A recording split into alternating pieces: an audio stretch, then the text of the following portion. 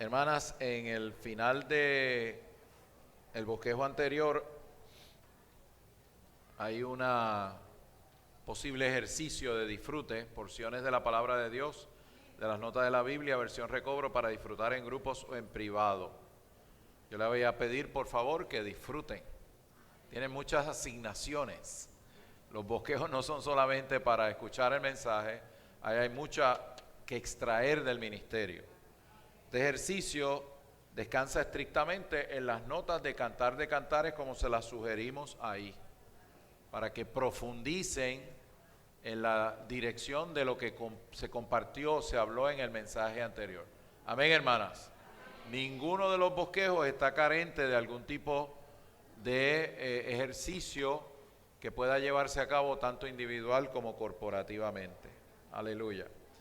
Obviamente, la experiencia de la cruz, el poder de la cruz que está compuesto en el espíritu mezclado, tiene que ver con echar abajo o demoler el viejo hombre dañado con sus torceduras, con sus grietas, con sus deformaciones a nivel de nuestra mente, voluntad y emoción.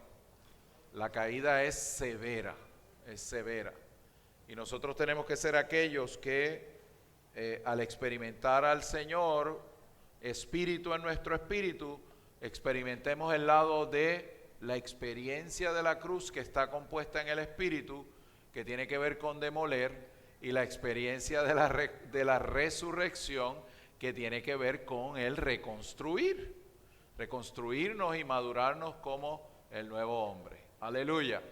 Lo maravilloso de esto es que ambas cosas están compuestas en el espíritu. Aleluya. En Romanos capítulo 8, versos 26 y 27, la experiencia de Romanos 8 es para Romanos 12. La experiencia del Cristo residente como la ley de vida que nos lleva a la plena filiación es para la relación corporativa que tenemos como miembros edificadores del cuerpo de Cristo, como se revela en Romanos 12, que es un capítulo monumental que nos revela la voluntad de Dios, que es la edificación del cuerpo de Cristo. ¿Cuál es el tema de Romanos 12? La edificación del cuerpo de Cristo. Así que lo que vamos a compartir está directamente relacionado con este asunto. La experiencia del Espíritu, en nuestro caso, comparable a las experiencias que acabamos de describir en Cantar de Cantares, son para la edificación de una entidad orgánica, corporativa. Toda experiencia espiritual legítima es para el cuerpo. Toda experiencia adecuada del Señor nos lleva a compenetrarnos con los hermanos, a amar a los santos como son. ¿Oyó? Los feos y los bonitos, los bajitos y los altos, los rápidos y los lentos. No me idealice la vida de iglesia. La vida de iglesia es la vida de iglesia con lo que el Señor puso alrededor mío. Gloria a Dios. Y a veces tenemos el síndrome de la mariposita. ¿Yo les he contado del síndrome de la mariposita? No. Ustedes saben que la mariposa es hermosa, muchos colores bellos. Vamos a atrevernos a decir, es espiritual. Pero muchas veces nosotros amamos la iglesia local de al lado, no la mía. Siempre uno está pensando que la iglesia local de uno es un desastre, no sirve para nada. Cualquier semejanza con la realidad es pura casualidad.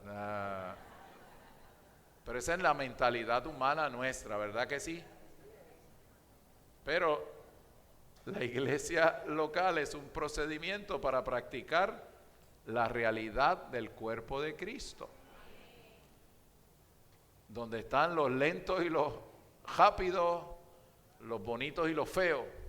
Yo no sé si soy de los bonitos, no sé, cada cual sabrá.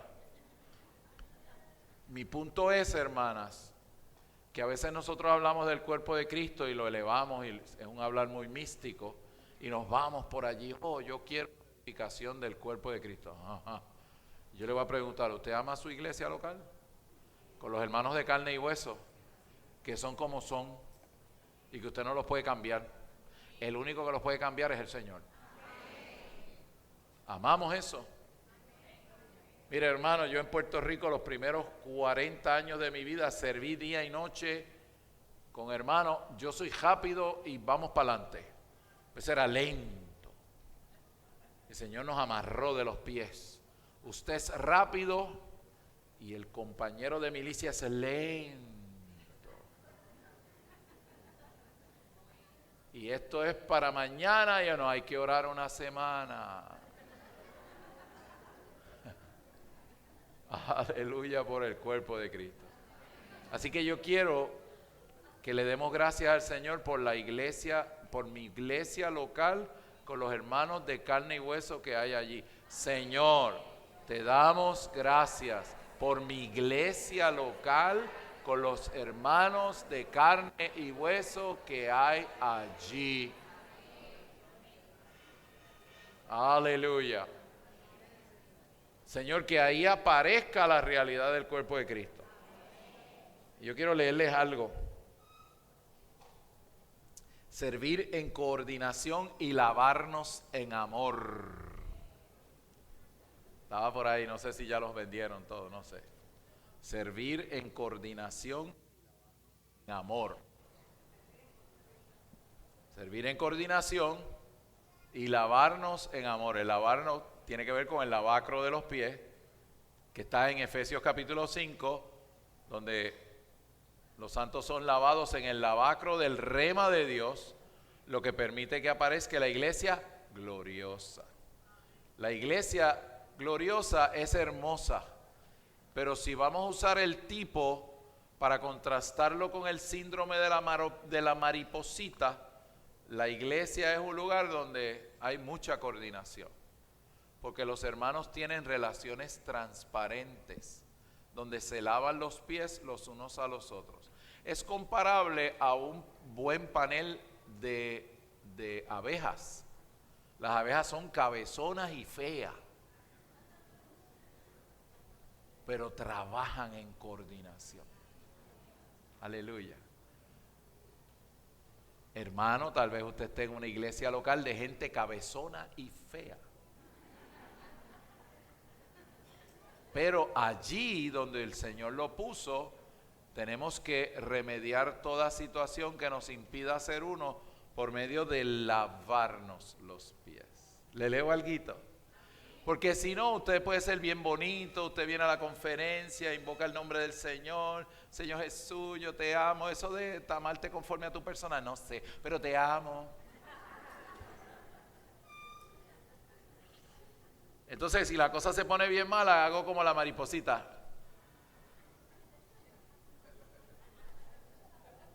Allí en Cali ya son medio dioses esa gente. Y usted brinca de la sartén al fogón caliente. Y llegó a Cali y a las 3 semanas...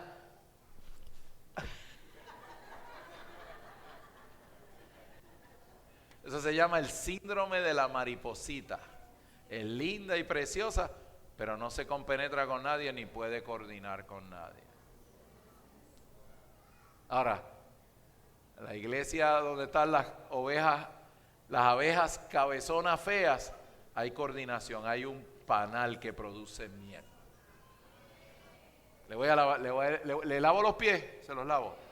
No se preocupe que vamos a cubrir esto.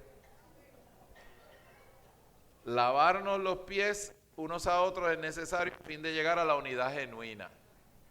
Usted puede tener una unidad genuina y activa o una unidad pasiva. ¿Sabe lo que es una unidad pasiva? La de los diplomáticos. Vengan acá, Humberto y Alfredo, venga el dúo dinámico, vengan acá, vengan acá. Le voy a mostrar lo que es unidad pasiva. Hermano Humberto, ¿cómo usted está? Qué bueno, somos uno, ¿verdad? somos uno nada, pero amén, gloria a Dios. ¿Y qué? ¿Cómo está la vida de iglesia? Maravilloso. Qué bueno. ¿Y usted, Wilfredo, cómo te está? Maravilloso. Qué bueno. Tal vez podamos un día juntarnos para hablar un poquito más, ¿verdad? Claro que sí. ¿Ustedes nos aman? Amén. Qué bueno, nos vemos, adiós. Amén.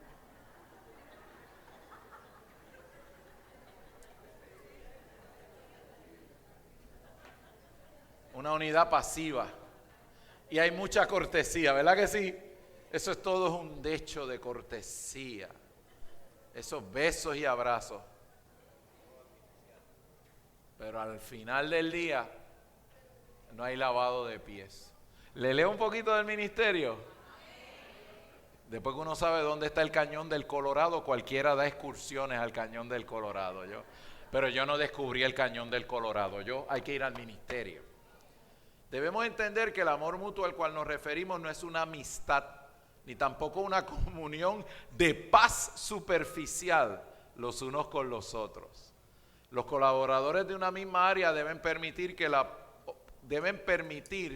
la gracia del Señor opere en ellos al grado que se amen unos a otros de manera genuina. Aparte de la práctica del lavamiento de los pies, es difícil llegar a una condición en la que nos amamos unos a otros de manera genuina. Amor de abeja cabezona. El lavamiento de los pies es una señal que indica que podemos deshacernos de toda fricción, de todas las cosas inadecuadas y de todos los sentimientos inapropiados entre nosotros por la gracia del Señor. Sin el lavamiento de los pies no podemos amarnos unos a otros. Simplemente tendremos una paz superficial y una comunión y cierto tipo de comunión. Externamente nos veremos muy simpáticos, pero internamente duros como una roca. Si los colaboradores de una misma área simplemente son amables, no podrán esperar recibir ninguna bendición. Ninguna bendición.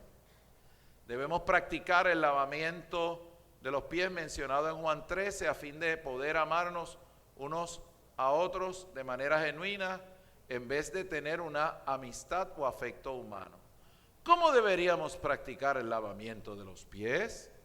Cuando regresemos a nuestras localidades, deberíamos pedirles a los colaboradores que coordinan con nosotros que nos laven los pies, amárrense los cinturones, permitiéndoles que nos hablen con franqueza. Además, no está bien que los colaboradores se critiquen y condenen entre sí. Tampoco está bien juzgar a nadie a sus espaldas. No deberíamos criticarnos, condenarnos, ni juzgarnos unos a otros. En vez de ello, deberíamos lavarnos los pies unos a otros en amor. Si un hermano le pide que le lave los pies, usted debería decirle la verdad en amor. La verdad en amor. Esto no es simplemente lavar el polvo de sus pies, sino más aún lavar los problemas que existen entre ustedes dos. Como resultado, habrá un amor mutuo entre usted y el otro hermano. Si usted no me lava los pies, no puede amarme. Es solo cuando estamos dispuestos a lavarnos los pies que podemos amarnos unos a otros. Este amor no procede de un afecto humano, sino que es un amor en el Espíritu. Cierro la cita. Y hay muchos más capítulos ahí muy ricos. ¿Cuántas veces y en cuántas situaciones nosotros no tenemos una unidad activa entre nosotros a nivel de región o de país? Porque lo que tenemos es cortesía, pero no hay lavamiento de pies. Yo debo tener una relación de amor y confianza si estoy coordinando con el hermano Humberto, con Wilfredo, con Jorge. Hermano, por favor, lávenme los pies. En esta situación yo me encuentro de esta manera. ¿Qué ustedes sienten? Oscar, lo que pasa es que a veces tú eres muy rápido, tú tienes que observar este asunto y recibir la palabra con humildad y decir, Señor, Señor, tu mente está en el cuerpo. Aunque me cueste tragarme la píldora, Señor. Pero yo no quiero tener una relación de mera cordialidad. Eso no es la iglesia. La iglesia es un panal de miel de abejas feas cabezonas que pueden coordinar juntas. Porque se aman, porque trabajan al unísono, porque existe una comunión y una comunicación fiel, donde yo no siento que mi hermano me está atacando, sino que yo puedo recibir la amonestación de mis hermanos. Si no tenemos eso, hermano, lo que tenemos es un teatro rodante. Tenemos una fachada de situaciones y ahí se siguen acumulando más problemas, ahí se siguen acumulando más ofensas, hasta que un día sale la mariposita volando.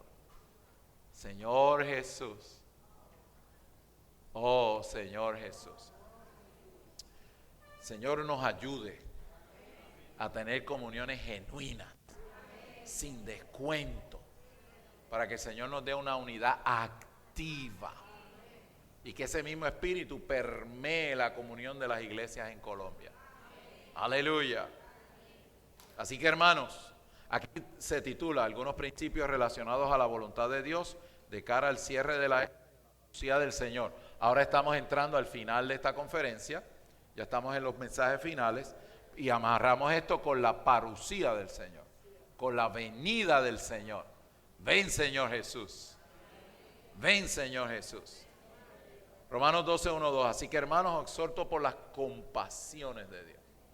¿Por qué estamos aquí? La compasión de Dios, la misericordia de Dios. No depende del que quiere ni del que corre, sino de Dios. Romanos 9, 16, que tiene misericordia.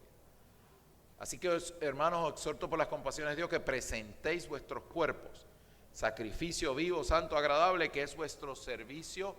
En griego es lógicos, racional, de la palabra, que emana del entendimiento que tenemos de la voluntad de Dios. Hace un tiempo una querida joven egresada de uno de los entrenamientos, cuyo nombre no le voy a decir porque a usted no le importa, ni tiene que estar averiguando más de lo que tiene que averiguar, me escribe una carta. Nosotros recibimos muchas cartas al mes de jóvenes que pasaron por el entrenamiento, diferentes. Yo creo que el pastoreo cibernético a veces es hasta más. Y la hermana había terminado su entrenamiento y tenía como 6 opciones. Hermano, yo no sé qué hacer porque yo puedo servir en esto, pero también yo pudiera ayudar a la empresa de mi padre, pero yo no quiero decirle a mi padre tal cosa porque yo creo que entonces él se va a ver en la obligación de querer exigirme que me quede, pero yo no me... 6 cosas, de 6 posibilidades de cosas que esta hermana quería hacer. Y me pregunta, ¿qué hago, hermano? Y yo digo, yo no sé. Yo no soy Dios. Como dijo el hermano Jorge ayer, no sé. Pero esa petición en esa coyuntura de la vida de esta joven preciosa, una hermana en el Señor, y no es muy diferente de nosotros, hermano. Me hizo remontarme a mí a momentos en mi vida donde yo estaba en coyunturas similares. Y yo, por ejemplo, me remonté al tiempo en que la hermana María y yo habíamos recibido al Señor, principio de la década de los 70, y venían todas las decisiones propias: completar una educación, nos vamos a casar, trabajo, objetivos profesionales, igual que todo el mundo. Y yo dije, ¿qué hicimos la hermana María y yo en aquel tiempo? ¿Qué era el factor? Era tratar de decidir qué voy a hacer aquí o qué voy a hacer allá. Eso era lo que era de frente. Y me di cuenta que no. Antes que cualquier otra decisión, nosotros teníamos un fuego interno por la voluntad de Dios. Nosotros queríamos, en la visión de hace medio siglo, que el Señor regresara de nuevo, que el Señor estableciera su reino. Y nuestra visión de nuestra relación estaba enmarcada dentro de esa pasión interna, dentro de ese fuego interno. Por lo tanto, para nosotros eso fue un criterio medular en nuestra vida. De hecho, cuando yo me fijé en la hermana María, esa mujer ama a Dios más que yo. Es decir, había unas características por la soberanía de Dios en nuestro corazón que nos empujaban a pensar que lo que fuera a ser de nuestra vida, y obviamente había un interés mutuo, ¿verdad? De matrimonio y eso, lo otro, pero nuestro interés no era tratar de resolver los 6 asuntos. Nuestro interés era dónde estaba nuestro corazón.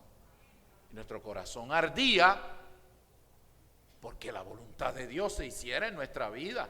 Y para nosotros esa era suficiente carga en nuestro corazón para darnos a una vida matrimonial encomendándonos al Señor, porque el Señor sabe lo que necesitamos. Y si nuestro corazón está claro desde el saque con eso, todas las demás cosas van a aparecer. La pregunta no es tratar de contestar, yo puedo hacer esto, lo otro. No, la pregunta es, ¿tú has presentado tu cuerpo en sacrificio vivo, santo y agradable, que es lo más lógico que tú puedes hacer? Y de hecho, si ese versículo 1 no está al comienzo de Romanos 12, todo Romanos 12 colapsa. Todo Romanos 12 colapsa. Romanos 12 comienza con el versículo 1. Y esa es la primera pregunta que yo me tengo que hacer. Yo estoy en esa condición, por las compasiones de Dios, presentando mi cuerpo en sacrificio vivo, santo, agradable, para que el propósito de Dios se lleve a cabo en esta tierra. Hermano, no hay que contestar 6 preguntas, hay que contestar una. Y cuando yo me analicé, yo dije, eso era lo que ardía en mi corazón, eso era lo que ardía en el corazón de mi compañera de vida. Y así le contesté, mira, mijita, yo no sé lo que tú vas a hacer, pero me obligaste a yo pensar en lo que yo tuve que hacer hace 50 años. Y lo único que yo te puedo decir es, en nuestro corazón ardía el deseo de que el Señor sea complacido y que nuestro matrimonio sea para el Señor y que nuestros hijos sean para el Señor. Eso estaba claro. Lo que vendrá después, ya ustedes saben, parejas jóvenes locos hacen 20 locuras. Pero el Señor fue fiel. El Señor abrió las puertas y cerró las que tenía que cerrar. Porque ese asunto del versículo 1 estaba resuelto. Y yo le paso la bola a ustedes. ¿Usted tiene el versículo 1 resuelto en su vida? Esa es la gran pregunta. Esa es la gran pregunta. Papá Dios sabe lo que hace falta. Mateo 6 dice, yo sé de antemano lo que a ti te hace falta. Lo que pasa es que a mí me gusta que tú me lo pidas. Él sabe de antemano. Él sabe lo que necesitamos en nuestra vida, hermanos. Señor, alúmbranos. Nosotros, de cara a la venida del Señor y de cara a la necesidad de la edificación del cuerpo de Cristo, porque esa es una de las 3 grandes necesidades, ¿verdad que sí? La edificación del cuerpo, la preparación de la novia y la venida del reino.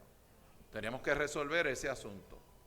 Así que fundamentalmente el contenido de este mensaje está resuelto ya. Si yo no estoy en la realidad del versículo 1, lo demás colapsa. No hay realidad.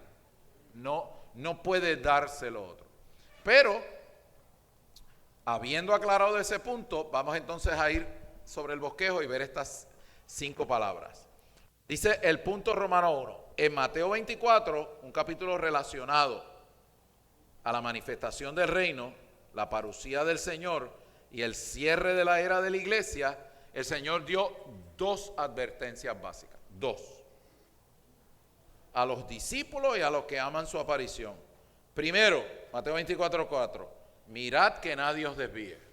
Eso fue lo primero, al saque, que el Señor le dijo a los discípulos, mirad que nadie os desvíe, que significa que usted se ha puesto a divagar. La palabra en griego desviar es usted ser puesto en un camino donde no tiene dirección, está divagando, Ahora, uno que le ha dicho al Señor, Señor, aquí yo me presento, mi cuerpo, mi alma y mi espíritu para tus intereses. Esa persona tal vez no sabrá lo que viene en el futuro, pero no está divagando. Está claro con la decisión que ha tomado. puesto a divagar, y segundo, al hablar de su venida secreta, sus vencedores iniciales antes del comienzo de la gran tribulación, dijo, velad. La palabra griega velad es permanecer despierto. Así que estamos hablando, número uno, de no divagar, y número dos, de permanecer como. La era no nos meta la dormilona. La era es una era que adormece nuestros sentidos espirituales. Lo primero, mirad que nadie os engañe, está relacionado a conocer la verdad. En este caso, la palabra profética en relación a los acontecimientos del cierre de la era. Segunda de Pedro 1:19. Eso lo vamos a hablar en más detalle mañana por la mañana. Y lo segundo, a orar, suplicar e interceder con acciones de gracias por los intereses del Señor desde el nuevo hombre, como el guerrero corporativo. Efesios 6:17-18. Tomando el rema de Dios con toda súplica, con toda oración, y en otra porción dice con toda acción de gracias. Cuando tomamos el rema de Dios, orando, suplicando e intercediendo por los intereses del Señor, aleluya, estamos velando. Estamos asumiendo la postura correcta en relación a la venida del Señor. Y tenemos ahí Lucas 1:18, que es ¿quién? La viudita. Lucas 18. Y ese capítulo 18 comienza con este encabezamiento: la necesidad de orar y no desmayar. Lucas 18 es un capítulo sobre la oración de la viuda al Dios que parece esconderse. Y yo le dije allá, el Señor necesita levantar en Colombia, en las iglesias, una generación de gente que entre al entrenamiento de la oración de la viuda. La viuda que día y noche le dice al juez: yo no te suelto, yo no te voy a soltar, haznos justicia en Colombia. De hecho, pusimos ahí una postura en el capítulo que compartió, en el mensaje que compartió el hermano Jorge. Pusimos unos extractos del ministerio. No sé quiénes leyeron este extracto final de la porción. Se los leo, se los voy a leer. La iglesia tiene una gran responsabilidad hoy en la tierra. Hablando de la oración de la viuda, recuerden. Orar velando, manteniéndonos despiertos. Eso tiene que ver con la oración. Por un lado, tiene que someter el poder de las tinieblas y continuar la guerra que Cristo sostuvo contra Satanás. Por otro lado, trae la voluntad de Dios a la tierra. ¿Quién trae la voluntad de Dios a la tierra? Las oraciones del pueblo de la viuda. Son las que traen los cielos a la tierra. Doquiera que estemos, debemos permanecer firmes a leer las noticias. Oiga bien, a leer las noticias. Debemos descubrir dónde está operando el enemigo para poder orar debidamente, oponiéndonos a sus actividades. Esa es la posición de un vencedor, de una viuda. La viuda no está: ay, Dios mío, qué malas están las cosas, estoy aterrorizada. Eso es una viuda. Una gallina es lo que es eso. La viuda colectiva ve dónde está la acción del enemigo. ¿Qué hace? Señor, haznos justicia al adversario. Ata a este ilegal en esta situación. Dice aquí, al descubrir dónde está operando el enemigo para orar oponiéndonos a sus actividades. 2 Corintios 10:4 dice: las armas de nuestra milicia no son carnales, sino poderosas ante Dios para derribar fortalezas. Y en Efesios 6:12, versículo que todos conocemos, no tenemos lucha contra carne ni sangre. No estamos peleando directamente contra gente, estamos peleando contra la oposición en los aires, en la esfera de los aires, del cosmos satánico. Contra eso es que es lo que estamos peleando. Nuestra oración debe ser poderosa delante de Dios y contrarrestar el poder de las tinieblas. Hermana, yo sé que el tiempo de la pandemia sacudió, ha roto relaciones, estamos en un proceso de reconstrucción, pero no podemos ser gallinas. Nosotros tenemos que levantarnos localidad tras localidad. ¿Cómo está esa reunión de oración de la iglesia? Les hago la pregunta: ¿cómo está la oración? La oración de la iglesia local suya, ¿es esto que estamos leyendo? Si no lo es, tenemos que ir en esa dirección. No le echemos la culpa a nadie ahora. Tenemos que levantarnos. Señor, levanta el estándar de oración de la iglesia. Levanta la viuda colectiva. Haznos justicia del adversario en Colombia. Dice aquí, para poder reinar en el futuro tenemos que aprender a gobernar hoy. Por el trono que está en los cielos, gobernamos los tronos de la tierra. ¡Wow!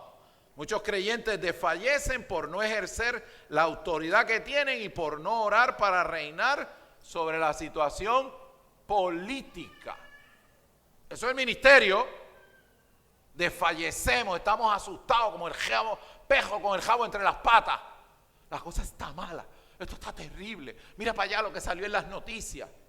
¿Esa no es la viuda? ¿Qué hace la viuda?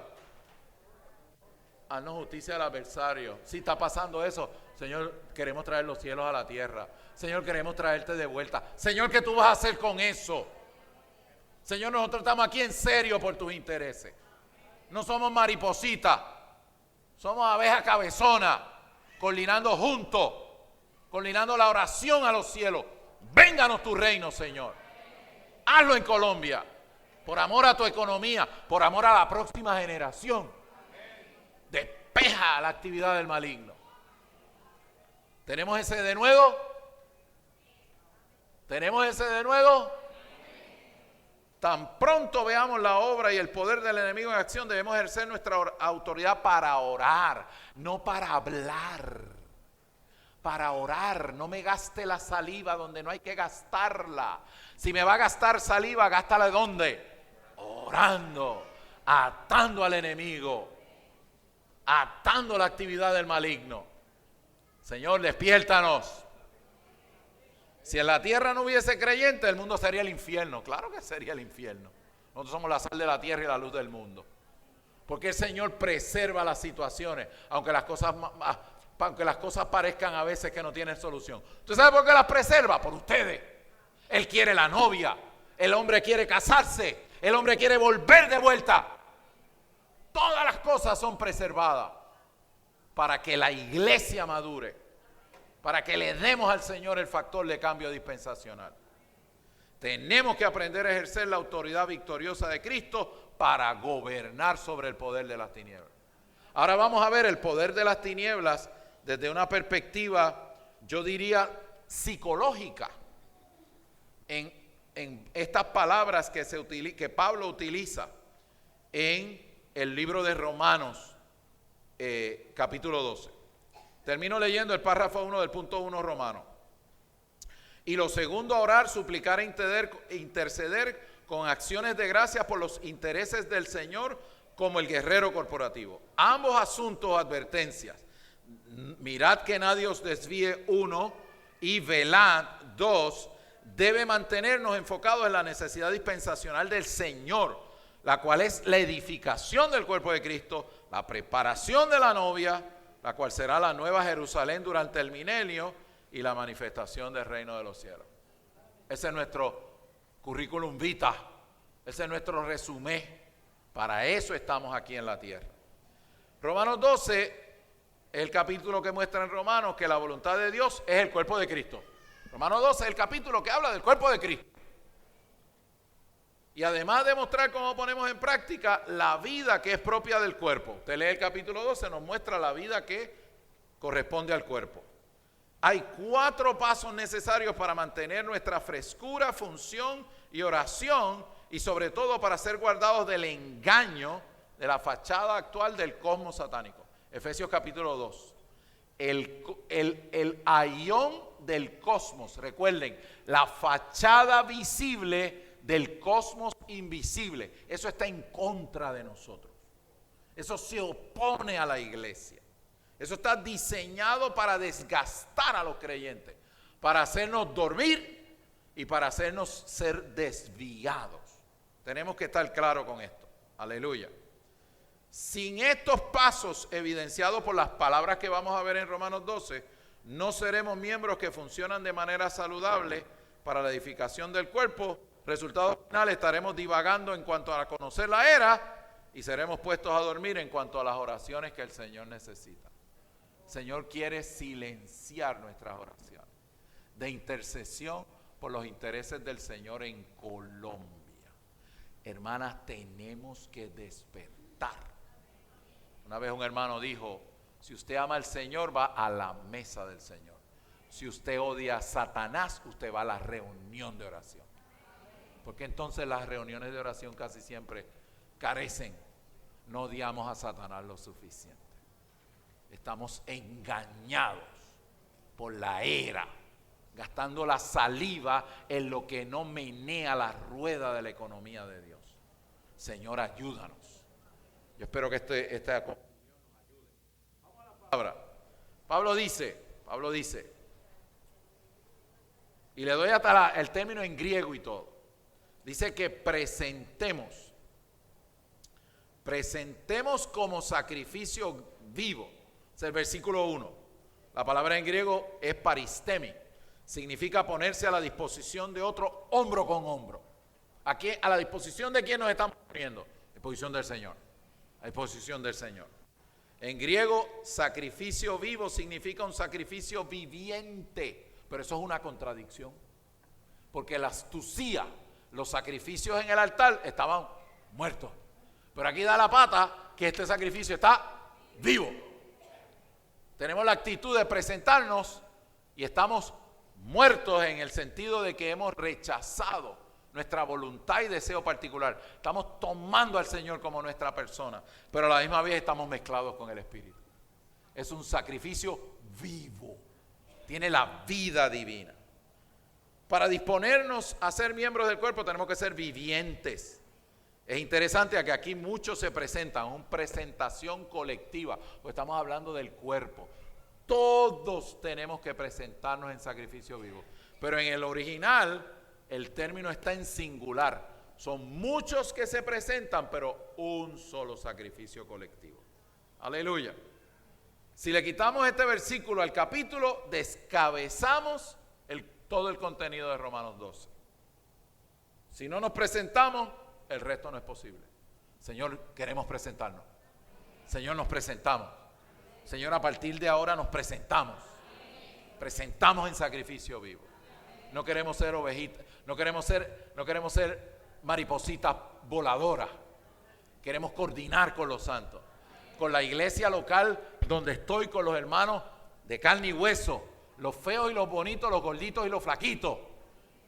Señor, coordinar en mi iglesia local para que aparezca la realidad del cuerpo de Cristo. Segunda expresión, dice en el versículo, no os amoldéis, le puse el versículo arriba, sino transformados por medio de la renovación de la mente. En el mensaje anterior hablamos de renovación, anakainosis. La renovación de la mente es posible porque el sacrificio tiene vida, tiene sao, tiene la vida divina, la cual es nueva, genuina, veraz y está en resurrección. La experiencia de renovación de nuestra mente cambia nuestra escala de valores y es representada por la experiencia de la buscadora en Cantares cuando ella llega a tener ojos como de paloma. Estamos amarrando el mensaje anterior con este. ¿Se dieron cuenta? Aleluya. En Cantares 1:15, esta figura indica que la buscadora comienza a tener el discernimiento, el entendimiento y la percepción del Espíritu. Por tanto, tiene una perspectiva nueva, una manera de pensar diferente. Todavía no es paloma completa, pero al menos ya tiene sus ojos. Aleluya. Esto indica lo que la renovación de la mente, que la renovación de la mente produce cambios internos que no se originan en el entorno externo. Aleluya. Señor, yo quiero experimentar la renovación. Yo quiero experimentar el anakainosis. Porque según el versículo, la renovación es la base de la transformación. Sin renovación no hay ¿qué? No hay transformación. ¿Y cuál es el resultado consumado de la transformación? La madurez. ¿Y qué es madurez? Que el Señor ha hecho su hogar en el 100% de mi corazón. Y esa es la meta de la economía divina. Por lo tanto, presentarnos, renovación, transformación, conformación, lo que produce madurez, que es que Cristo llegue a ser su hogar en el 100% de mi corazón, cumpliendo Efesios capítulo 3, versos 16 y 17. Eso es lo que está haciendo Dios hoy día. Dígale a su vecino, eso es lo que está haciendo Dios hoy día.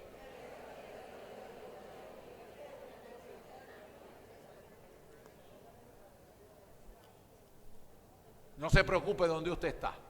Si usted llegó de Faraón, si ya usted tiene ojitos de paloma, usted siga hacia adelante. No sé si acá, allá de donde yo vengo, digo, siga para adelante.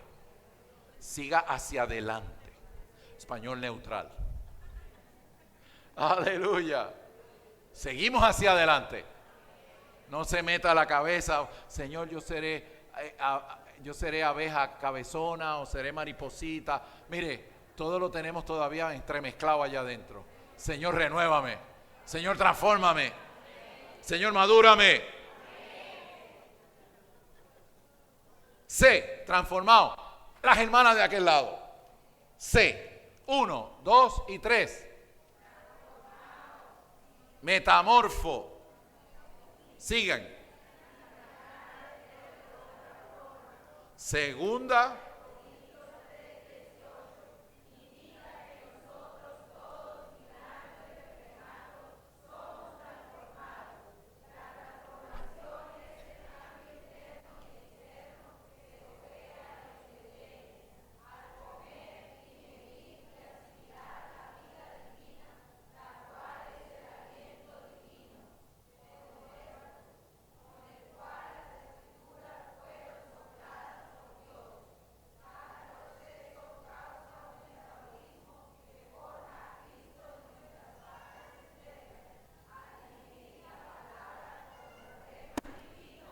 Aleluya.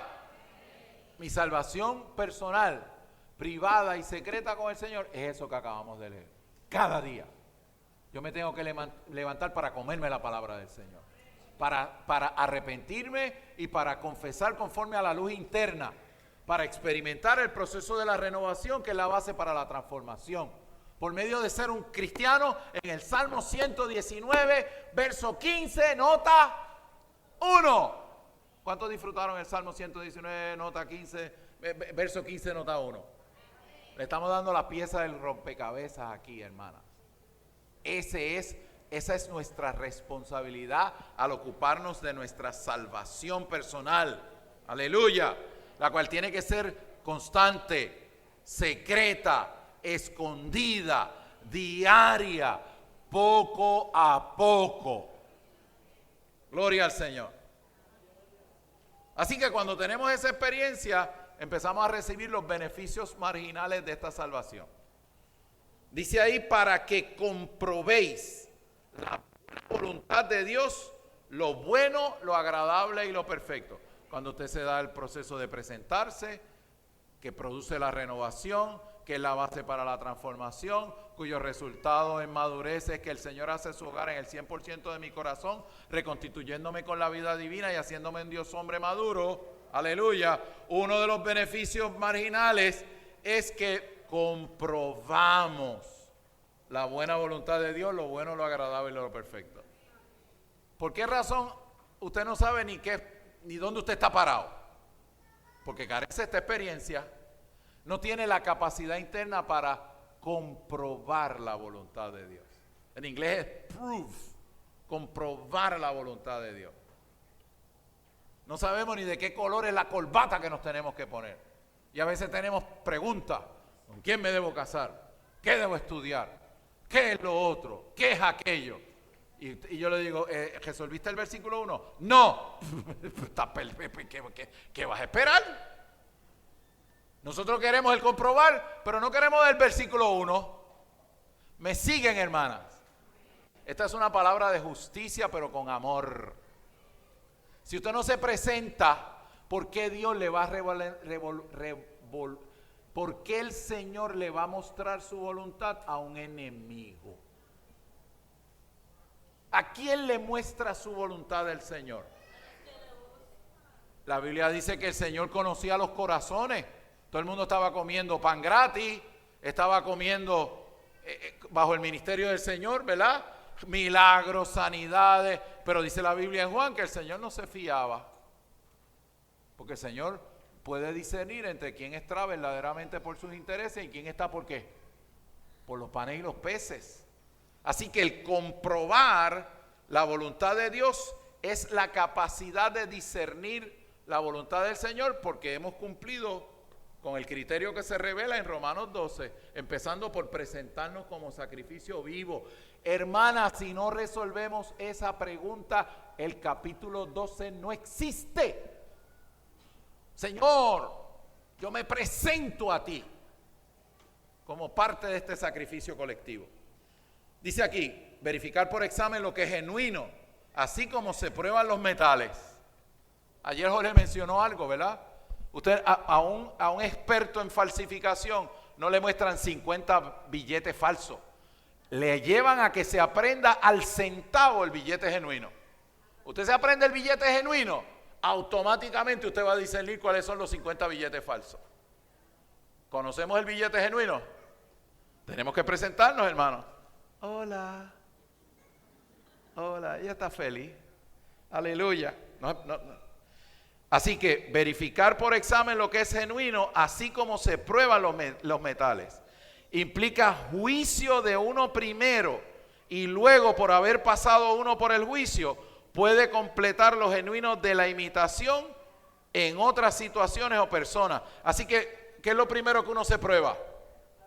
Así mismo. El doquimazo va primero ¿para dónde? Para acá. Por eso la constitución del reino en Mateo 7 es: no juzguéis, no seáis juzgados. La operación correcta del Espíritu, ¿a quién juzga primero? A mí.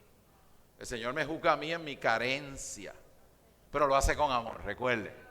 El que acusa y trata de matar es Satanás. El Señor nos juzga internamente, pero nos recuerda: tranquilo, yo soy el Cordero, abogado, aleluya, ofrenda de propiciación a favor tuyo. Yo te expongo, pero es para llevarte a mí mismo, para que mi vida te pueda reconstituir. Así que en Cantares siempre 4 se dice de la sulamita que tiene nariz como la torre del Líbano. Tienen que meterse en la verdad. Y el ministerio nos dice que la torre del Líbano es un discernimiento agudo y elevado. Ella tiene, mire, la nariz de ella. El creyente que ha sido pasado por estas experiencias escucha los hechos de la situación. No, es que fulana me dijo esto y después me mordió y me tiró un puño y pasó esto y lo otro, y le dan a usted una descripción de lo que sucedió. Y el creyente maduro está, mire, usted nunca se ha encontrado con un creyente maduro y usted le prepara ese caso ahí para usted salir inocente de todos los cargos, y el creyente o la creyente madura, y usted está esperando que le bendiga a la criatura, como el padrino: écheme la bendición, me dé la razón en este caso legal. Y el creyente, usted está esperando que le bendiga, y el creyente maduro hace: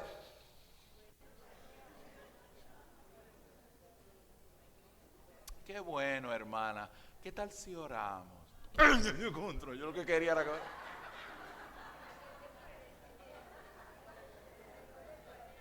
Jorge, a ti no te...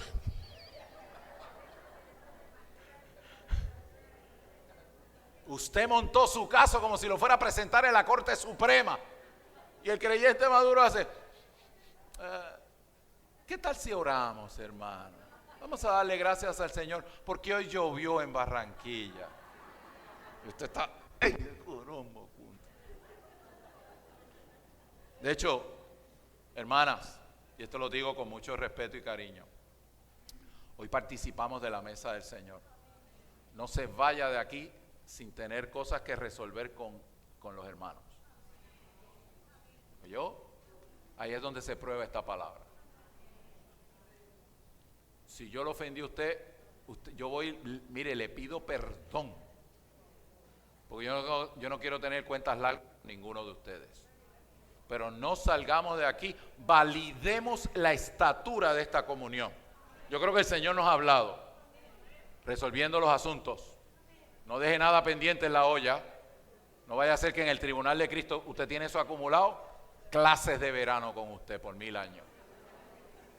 No juegue con eso, hermano. Hermanas queridas, se lo traigo con mucho respeto. Los creyentes descritos pueden olfatear la situación verdadera de personas y asuntos mientras van descubriendo a la velocidad de la vida cuán morenos ellos son. ¿Se recuerdan lo de cuán moreno? Por un lado, el Señor nos da olfato, pero es porque el Señor me está juzgando a mí.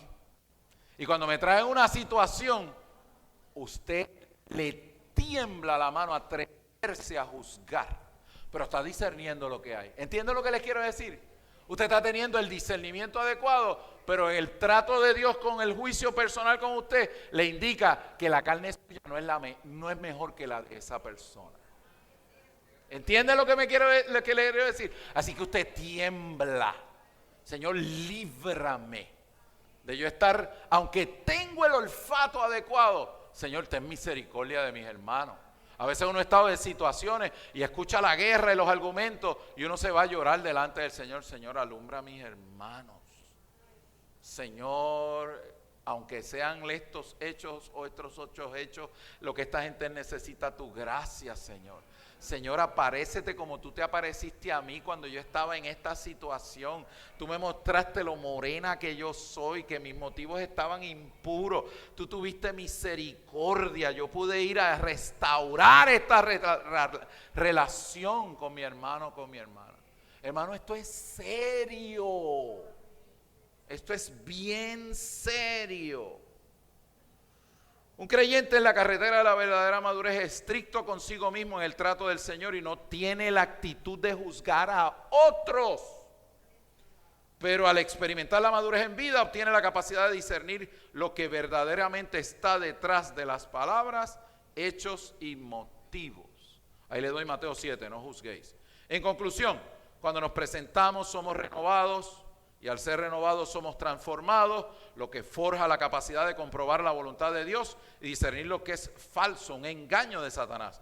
Todo ello produce un uso sobrio o cuerdo de nuestra medida de gracia y función como miembros del cuerpo, pues a fin de cuentas este es un capítulo sobre la edificación del cuerpo de Cristo, lo cual es la necesidad dispensacional del Señor. En un sentido muy real, la voluntad de Dios, lo bueno, lo agradable y lo perfecto es la edificación del cuerpo de Cristo. Así que al final del asunto no es ni lo que tú estás pidiendo. Ahí usted es miembro edificador del cuerpo de Cristo. Pero tranquilo, Él sabe que usted tiene necesidad. Si nos ocupamos de la voluntad de Dios con V mayúscula, la edificación del cuerpo de Cristo, ¿usted se cree que el Señor no se va a ocupar de sus necesidades? ¿Usted se cree que el Señor no va a suplir lo que usted necesita como un miembro del cuerpo de Cristo y como uno que le ama y que le sirve? Hermanos, no nos comamos los cuentos de Satanás, hermanas queridas, pero tenemos que pasar por el rigor de esta experiencia. Lo que nos lleva al punto 3, hay una sección ahí que la vamos a cortar por razón del tiempo, yo creo que la carga está liberada.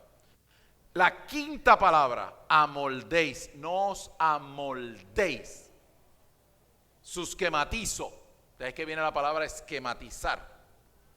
Ser conformado en mente y carácter a la moda o fachada del siglo. Recuerden, la fachada es lo que se ve. El cosmos es lo que está detrás, lo invisible. ¿Qué hace? ¿Para qué está diseñada la moda presente del siglo?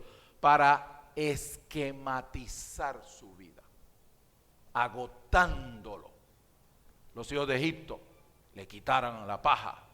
Vivimos en una situación, trabajo humano, las circunstancias sociales, todo está diseñado ¿para qué? Para agotarnos, esquematizarnos en un sistema que odia que usted toque al Señor, que busca sacarlo de su espíritu regenerado. Tenemos que abrir los ojos, hermanos. Dice aquí, la obra de Satanás es perniciosa y constante. Uno no es conformado al cosmos, sino a la fachada, al esquema de la vorágine de la vida, diseñada para agotarnos psicológicamente, para hacer que no inquiramos del Señor en nuestra vida, la cual es un esquema diseñado para agotarnos. Daniel 7:25, la función del anticristo, agotarnos. Lo que Pablo y la revelación del Nuevo Testamento nos muestran en esta porción es que si no escogemos presentarnos y asumimos una posición neutral, como quiera, seremos amoldados a la fachada del cosmos satánico. ¿Qué es lo que significa eso? Eso no es que yo soy un supergigante espiritual. Yo escojo hoy no amoldarme al mundo. y escojo hacer tal cosa. Hoy no escojo no amoldarme al mundo, pero me voy a quedar en el limbo mental. Eso no funciona así.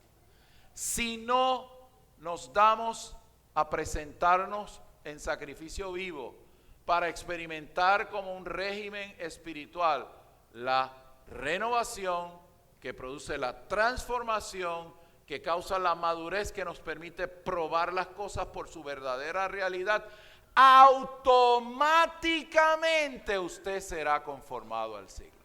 ¿Me entendieron? Esto es un asunto de leyes espirituales.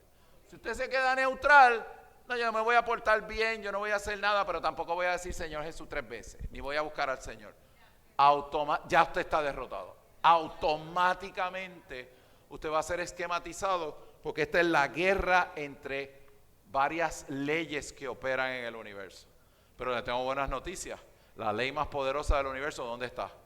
Tu espíritu regenerado. Tiene la bomba atómica. La ley del espíritu de vida en Cristo Jesús. La que nos libra de la ley del pecado y de la muerte. La que nos libra de estar pajareando en la mente vacía, pensando en novelas coreanas.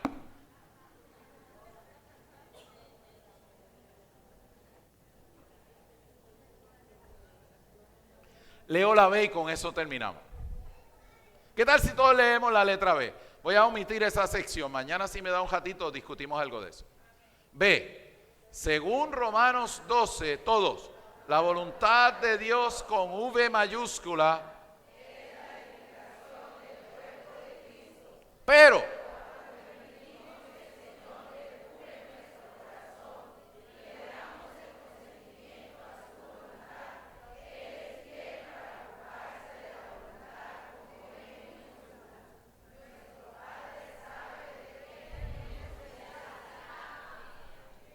si usted se ocupa de la V mayúscula y se da para esto, ¿qué hace Papá Dios?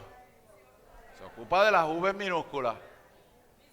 ¿Con quién que voy a estudiar? ¿Con quién me voy a casar? Las necesidades humanas, si voy a migrar o no a este lugar. Pero usted, si va a migrar o si se va a mover a otro lugar, no se mueva como mariposita llena de colores. Se mueve como abeja cabezona en la dulce comunión del cuerpo, en la coordinación adecuada, y sale bien de donde estaba y llega bien a donde llega. Aleluya. Vamos a ver si mañana tenemos tiempo para lo otro. Señor, gracias. Gracias por tu palabra.